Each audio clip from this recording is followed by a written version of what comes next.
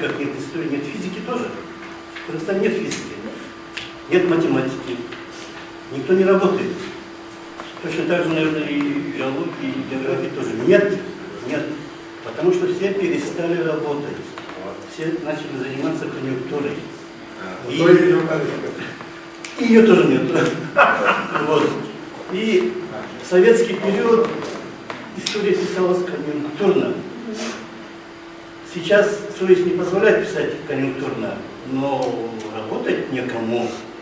Настоящую историю писать, чего-то такое действительно делать, уже нет способности или нет стимулов или что-то такое. Так же, как, например, взять Гегеля. Он что, из-за конъюнктуры писал, что ли, свои эти труды? Он хотел вечное что-то делать. Что это и для кыргызов, и для немцев, и для кого-то было. А у нас вот чистая конъюнктура понравится вот, кому-то, спикеру, или я не знаю, премьеру понравится, или министру понравится, начальнику отдела понравится, надо. Все превратилось в конъюнктуру. И из-за этого надо сесть и просто работать. Мы перестали работать и не умели никогда работать. Вот я много лет проработал в Москве, да, в Академии наук. Я приезжал сюда в Бишкек иногда, в командировку, иногда в отпуск. В Академию наук заходишь, в час-два дня все уже ушли с работы. Никто не работает. Даже тогда в одной стране, в одной империи, скажем так, СССР, разный подход был к работе. В Москве все работали нормально. И то это считалось плохо, что мы очень плохо работаем. Постоянно ругали, что никто не умеет ничего делать и так далее. Но сидели до 5, до 6, всегда сидели, работали, что-то делали. А сюда приезжаешь в 2 часа, в 3 часа, никого нет на работе.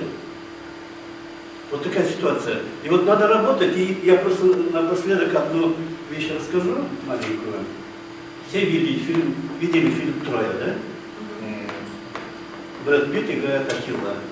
Когда он убивает этого Гектора, он связывает его ноги, да, на колеснице возвращается. И вот если вы можете в Ютубе посмотреть, он заходит, куда он заходит?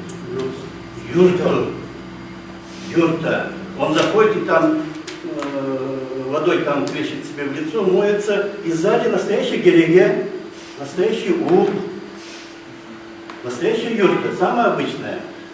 Ну, обычная или необычная, не знаю. Потом этот лагерь показывают, перед Троей греки построили же лагерь военный, да? И там шатры, а между ними есть юрты. Сверху снято, показано. Я к чему говорю?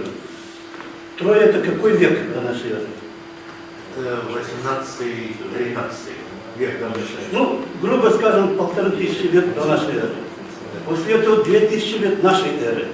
3500 лет тому назад в походных условиях греки и кыргызы жили в одинаковых жилищах. Но за эти 3500 лет греки создали философию, создали мраморные дворцы, создали вообще цивилизацию создали свою. А кыргызы как жили в юртах, так живут и сейчас хвалят. Лучше юрт ничего нет.